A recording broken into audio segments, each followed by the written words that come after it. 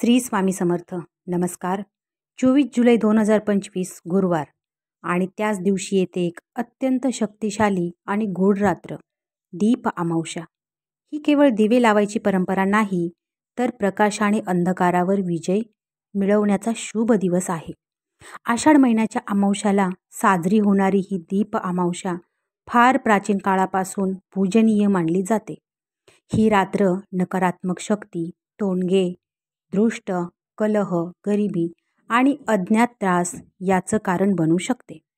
जर आपण सावध नसलो तर अमावस्या म्हणजेच पूर्ण अंधाराची रात्र आणि अंधारात वाईट ऊर्जा, भूतबाधा, वाईट विचार आणि नशीब खराब करणाऱ्या गोष्टी सहज वावरतात.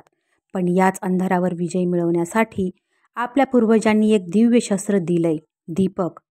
दीप अमावस्याला घरात दिवे लावण्यामागचं खरं कारण फक्त सजावट नाही, तर आध्यात्मिक ऊर्जा निर्माण करणं आहे.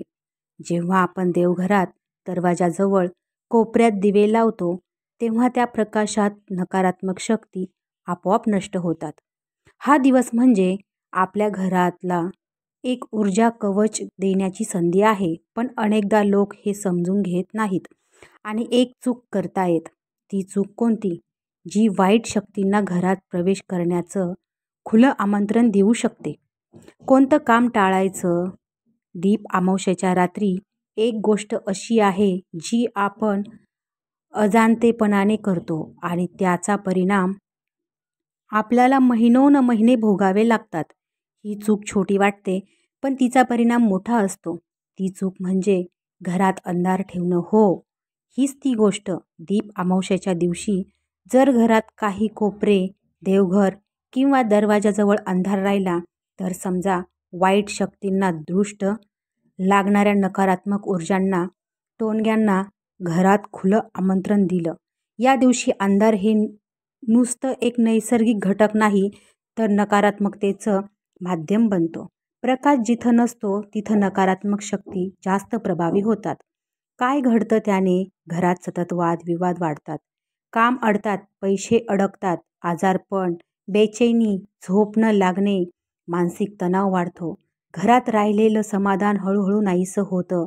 खरं पाहिलं तर आपलं घर हे एक ऊर्जा मंदिर आहे. तिथं अंधार ठेवणं म्हणजे त्या मंदिरात नकारात्मकतेचं वास्तव्य देणं. म्हणूनच दीप अमावस्येच्या दिवशी सर्वात मोठा उपाय म्हणजे घरात अंधार न ठेवणं. एका लहानशा दिव्यानेही हे शक्य आहे, पण ते लावणं विसरू नका. कारण अंधारात जे हरवले जाते ते पुन्हा प्रकाशात परत यायला खूप वेळ लागतो. दीप कुठे आणि कसे लावावेत?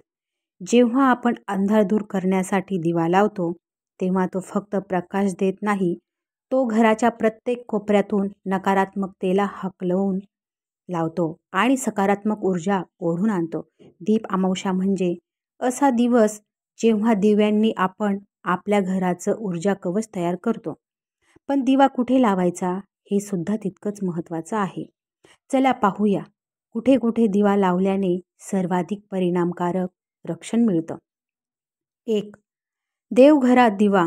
तुपाचा दिवा हे घराचं आध्यात्मिक केंद्र आहे. इथे दिवा लावल्यानं घरात दैवी शक्तीचा वास होतो. मंत्र म्हणत दिवा लावा. ओम दीप ज्योती परब्रह्म. 2. मुख्य दरवाजाजवळ दिवा. घराचं प्रवेशद्वार म्हणजे ऊर्जा येण्याचा मार्ग. येथे दिवा लावल्याने वाईट शक्ती घरात प्रवेश करू शकत नाही. 3. स्वयंपाकघरात छोटा दिवा. अन्नशुद्धी हे घराच्या आरोग्याचं मूळ. अन्नपूर्णा देवीच्या कृपेसाठी इथे दिवा आवश्यक आहे. 4. झोपण्याआधी दाराजवळ दिवा. रात्रीच्या शांततेत अज्ञानशक्ती सक्रिय असतात. दिवा दाराजवळ ठेवल्यास रात्रीचे नकारात्मक प्रभाव दूर राहतात. छोटं घर असलं तरी चालेल, पण एक तरी दीप लावाच. तो दीप फक्त तेलाचा नसतो, तो विश्वासाचा, श्रद्धेचा आणि रक्षणाचा असतो. पुढे पाहूया दीप लावताना कोणते मंत्र म्हणावेत आणि कसा करावा संकल्प, जेणेकरून तुमचं घर पूर्णच सुरक्षित होईल. दीप लावताना म्हणायचे मंत्र आणि संकल्प. दीप अमावस्येच्या रात्री फक्त दिवा लावणे पुरेसे नाही, तो दिवा श्रद्धेने, मंत्राने आणि संकल्पनेने उजळावायला गेला पाहिजे. कारण तिथे श्रद्धा असते तिथे देवत्व उरते आणि तिथे देवत्व असते तिथे अंधार टिकत नाही. दीप लावताना संकल्प कसा करावा? दिवा लावताना दोन्ही हात जोडून डोळे मिटा आणि मनात स्पष्ट संकल्प करा, या दीपाच्या प्रकाशाने माझ्या घरातील सर्व अंधकार, दुःख, दारिद्र्य, वाद, आजार आणि संकट दूर जावोत. माझ्या घरात फक्त सुख, शांती आणि लक्ष्मी देवीचा वास राहो. संकल्प एकदा मनात उच्चारला की त्या दिव्याच्या ज्योतीत तुमचा विश्वास जागृत होतो. आता त्या प्रकाशात दैवी शक्ती सक्रिय होतात. दीप लावताना म्हणायचे मंत्र. मंत्र 1. ओम दीपज्योती परब्रह्म दीपज्योती जनार्दन दीपो हरतु मे पाप संध्यादीप नमोस्तुते. या मंत्राने दिव्याचा आध्यात्मिक उद्देश पूर्ण होतो. पाप, दोष, दोषी ऊर्जा नष्ट होते. मंत्र 2. ओम लक्ष्मे नमः 7 वेळा म्हणावे. हा बीज मंत्र लक्ष्मी देवीची कृपा आणि धनसंपत्तीचा प्रवाह वाढवतो. मंत्र म्हणताना मन शांत ठेवा. संपूर्ण घरात दिव्याचा प्रकाश पसरवण्याचा प्रयत्न करा. लहान मुलांनाही दीप पूजेमध्ये सहभागी करून घ्या. शेवटी लक्षात ठेवा, जिथे दिवा लावला जातो तिथं संकट मागे हटतात आणि जिथे मनापासून मंत्र म्हटले जातात तिथं दैवी ही दरवाजे उघडतं. या सर्वांचा अंतिम परिणाम काय होतो आणि अजून कोणती छोटी छोटी जबाबदारी घ्यावी जेणेकरून तुमचं घर कायमचं सुरक्षित, समाधानी आणि तेजस्वी राहील. अजून तुम्हाला खूप महत्त्वाच्या गोष्टी सांगायच्या आहेत, त्यामुळे व्हिडिओ शेवटपर्यंत नक्की पहा.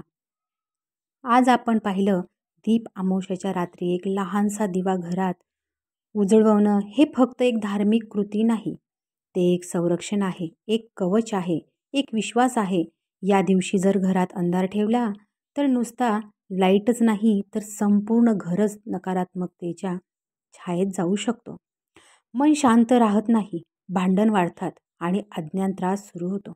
पण जर आपण एक दिवा घरात लावला, एक दिवा दाराजवळ लावला आणि मनापासून फक्त ओम लक्ष्मी नमः म्हटलं तर लक्ष्मी आईचं पाऊल तुमच्या घरात पडतं आणि अंधार मागे हटतो.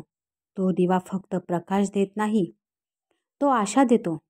तो दिवा तुम्हाला सांगतो, मी आहे म्हणून तू एकटा नाहीस.